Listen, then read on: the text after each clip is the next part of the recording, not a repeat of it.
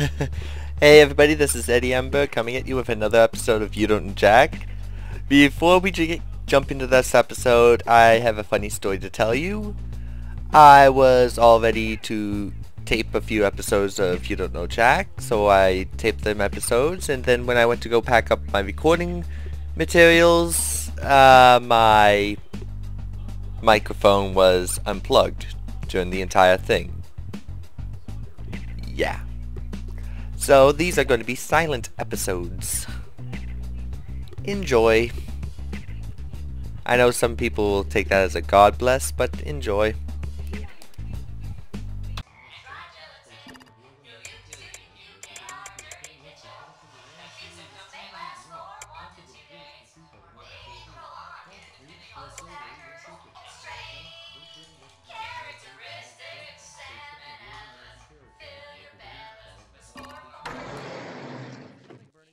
We're going in 30 seconds. Oh, hi, I'm Donnie. I need to know how many people would like to partake in our... How sad. You have no fiends. Go ahead and give me your name, then. In the booth and in the studio. This is not right. Player one. Can I see player one? You do know how to spelunk your name, don't you, player one?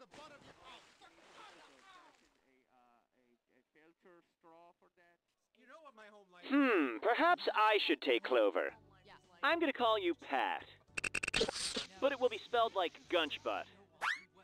Excellent. Pull it together, folks. 10 seconds. Bye, Curious. Can I get a Wimbledon check? 6, 5, Let's go to black.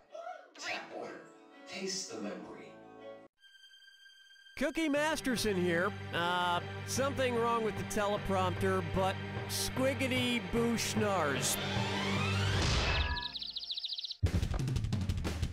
Flying solo, so did Amelia Earhart. And look how that turned out. And today's wrong answer of the game is brought to you by Burnie's Baby Browning Tanning Beds. Get your baby beach ready today. Pick the wrong answer associated with our sponsor to win a fabulous prize and big cash. All right, let's move.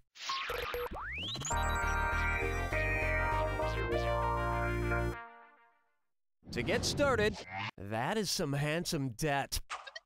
Because it's closest to the card color associated with soccer penalties, which credit card might David Beckham give Victoria to pay for her many extravagant celebrations? Visa Black, American Express Green, Discover Platinum, or Gold MasterCard?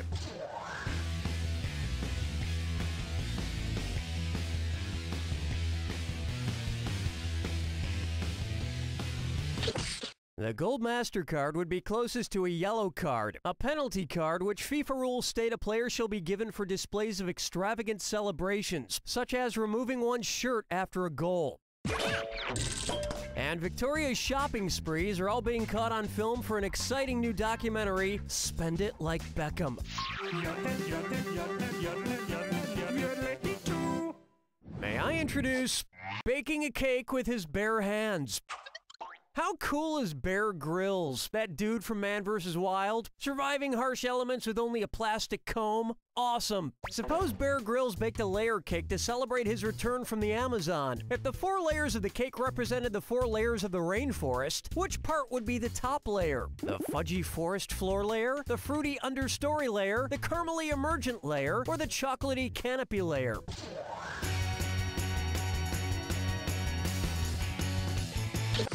In a rainforest, there are 4 layers: the forest floor, the understory, the canopy, and the emergent layer. And the emergent layer consists of the tallest trees at the very top. I heard that Bear Grylls is actually a very good cook. You'd never know it from watching Man vs. Wild, but I guess he makes an amazing souffle made with banana custard and raw warthog balls.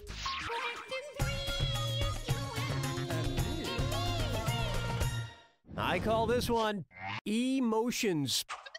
Which letters from a Windows version name can also mean dead when used as an emoticon? N-E, M-E, S-E, or X-P?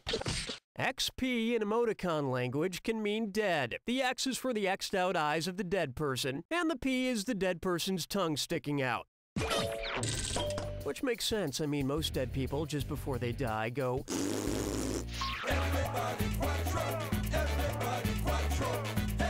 It's time for USA, the network so great they named a country after it. USA Network's slogan, "Characters Welcome," really confuses me. Am I the character and I'm welcome to watch the network? In which case, thank you, USA. Or are there characters on their shows and I'm not the character, and does that mean I'm not welcome? I wonder if they could make it more confusing. Suppose the USA Network changed their slogan to "Characters based on other fictional characters welcome." Which of these shows would they air? Burn Notice, House, Monk, or Psych?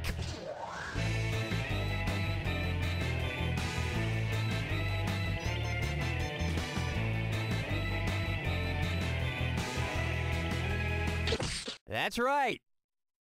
Oops, I didn't say Psych. I guess that was kind of implied. It was begging to be picked. Dr. Gregory House's character is based on Sherlock Holmes. You know, the detective. Also little known fact, Jack Bauer from 24 is loosely based on Winnie the Pooh. Think about it. Where's the vibe, girl? Rock my world, girl. Ooh, yeah. Open wide for I'm wearing Ouagadougou, and it's a highly fashionable dis or dat.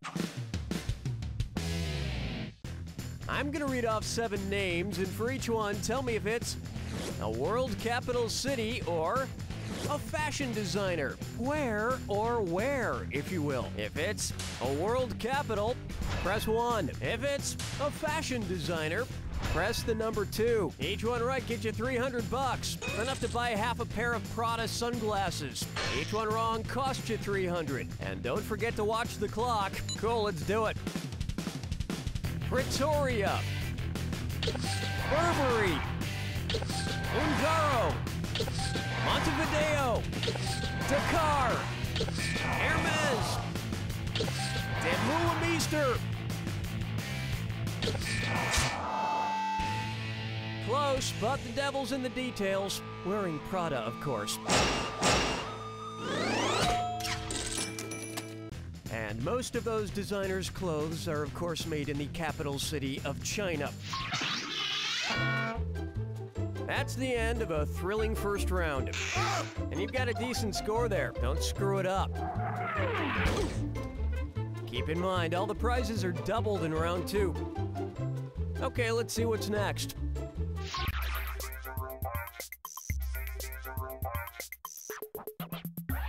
Here's one for you. Turn your head to the left and Kaufman. For accuracy's sake, how should I change the lyrics to R.E.M's Man on the Moon? If you believe they put 5 men on the moon, if you believe they put 9 men on the moon, if you believe they put 12... That's one small step backwards for man, one giant leap backwards for mankind. Let me show you something. 12 men have walked on the moon's surface, beginning with Neil Armstrong and ending with Harrison Schmitt in 1972. If you ask me, they didn't put anyone on the moon. It was all a Hollywood soundstage. I mean, if they were really there, how come they didn't bring back any cheese? I think I proved my point.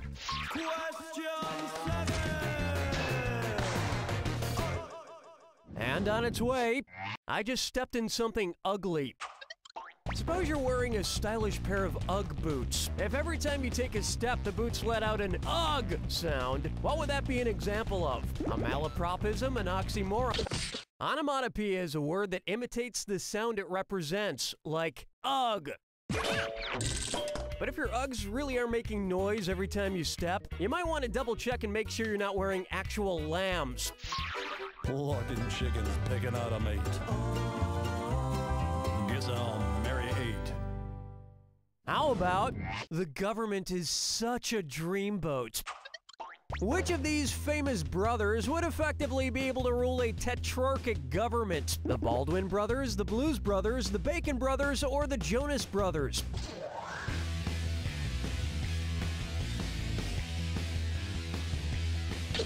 A tetrarchic government would be ruled by 4 people, and there are 4 Baldwin brothers. I'd hate to see them eventually usurped by an even more handsome group of brothers. Oh wait, there isn't one. Strolling through the park with the sarsaparilla.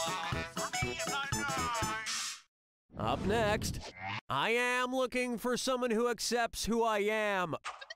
Suppose on their first date, Olive Oil revealed to Popeye that she had an acidic level between 1% and 2%. What would that have made her, olive oily speaking? An extra virgin, an extra virgin, a virgin, or a hoe? In order to be classified as virgin olive oil, the acidic level must be more than 1% and less than 2%. Olive oil's virginity may explain why Popeye's arms were so freakishly strong. Hold me, never let me go. And my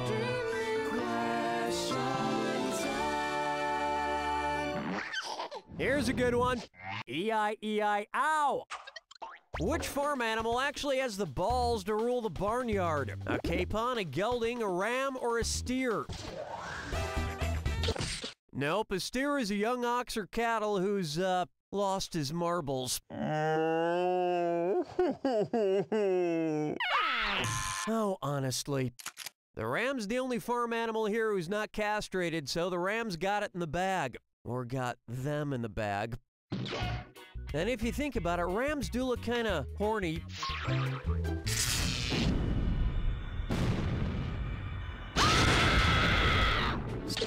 Oh, I'll just shut my mouth then. Here's your clue. CGI people, real voices. These characters are computer generated, but not their voices. Good luck.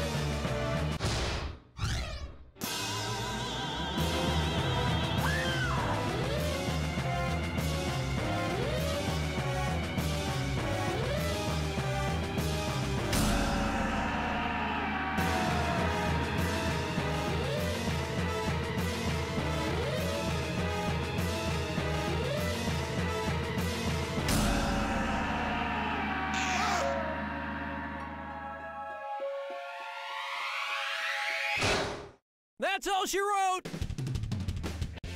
Technically, you didn't come out in the red, so technically well done, and technically go away now.